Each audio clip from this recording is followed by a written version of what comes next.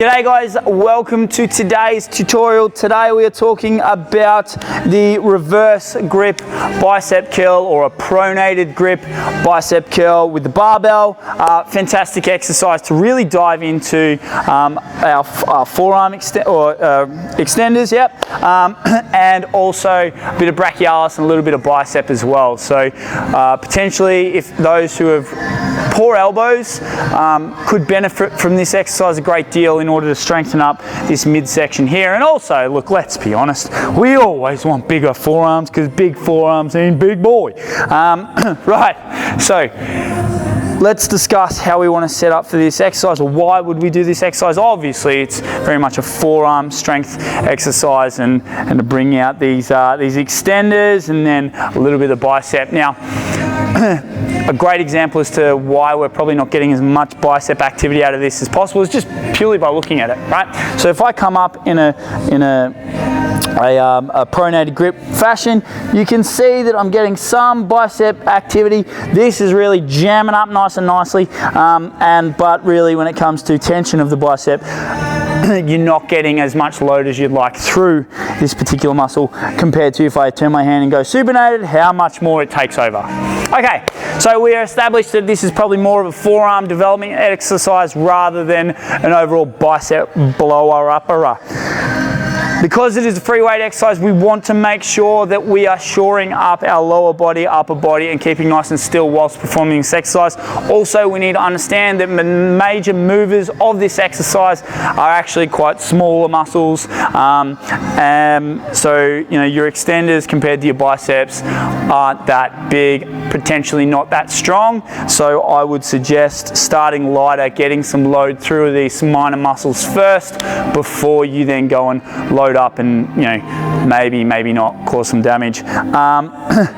Also, what you need to understand is there's a bicep muscle that runs underneath our actual biceps called the brachialis. This muscle helps with elbow flexion in the pronated and neutral position. So this is going to be heavily at play. Also, fantastic muscle to build up, because obviously if you can get that little one underneath it popping up, it's going to probably push your biceps up a little bit higher, and who knows, you might even look like Ronnie Coleman's arms. Right, let's talk about how we would set up this lower body. Our major issues with every arm exercise is the fact that people are going to swing. So there are three ways people swing or start to get momentum out of the lift. Number one is that they use their toes. Okay, they start getting up on these toes, trying to move the weight a little bit. Number two is, as I was doing just before, hip flexion, where we start using our hips to rock it up. Number three is people do a mini squat. Love the mini squat, where they're pop, pop, and they look so serious whilst they do their mini squat. Okay, how do we take all of them out of the game? Well, it's really, really simple. We're going to slightly screw our feet into the ground, and that's going to create tension by pushing our knees out. Okay, so now we've locked up our feet because we're gripping the ground with our toes. All right, our knees are going to slightly go out, which is going to squeeze our glutes on. All right, so we're going to over-emphasize that squeezing of the glutes, and we're going to squeeze our glutes on nice and hard, and we're also going to tense our quads at the same time. What's the tensing of the quads do? Locks the knees out. Okay, so now I can't get up on my toes, I can't bend my knees, and ideally I'm not going to create momentum to the hips, because the hips are going to be nice and stable. Right, next point. We know that because there's a bicep element in there, and we're going to be pulling from our shoulder joint, that we want to create stability at the shoulder joint. So we're going to pull our shoulder blades back and down and hold ourselves nice and controlled. How do we do the shoulder blades pulling back and down? Remember, our scapula, this is over exaggeration, sits like this on the body. Our lats insert on the base of the scapula, so we're going to pull our scapula back and then pull down with our lats. So it's going to bunch up our lats, and we're going to stand up nice and tall. What we can then do is we can actually lock our arms in the inside of our lats, or tuck them into the sides, and we're going to come up nice and straight like so. Okay, let's talk about coming up straight. What we need to understand is that whenever we do a bicep curl, we want a nice straight line of pull. What's a straight line of pull? We're looking at 0.1 at our wrist, 0.2 is the elbow, 0.3 is up in our shoulder, and we want all of that in a nice straight line.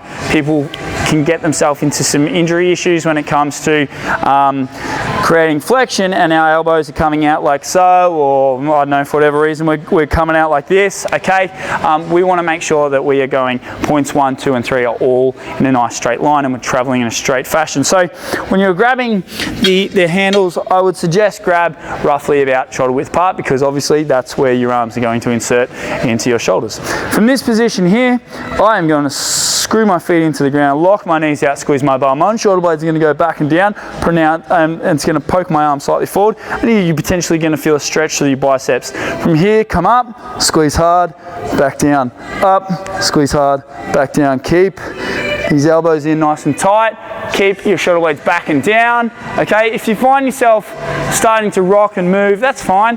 Just rejig, go again, and come back up, and keep working nice and hard, like so. And ideally, you'll get big forearms, like me.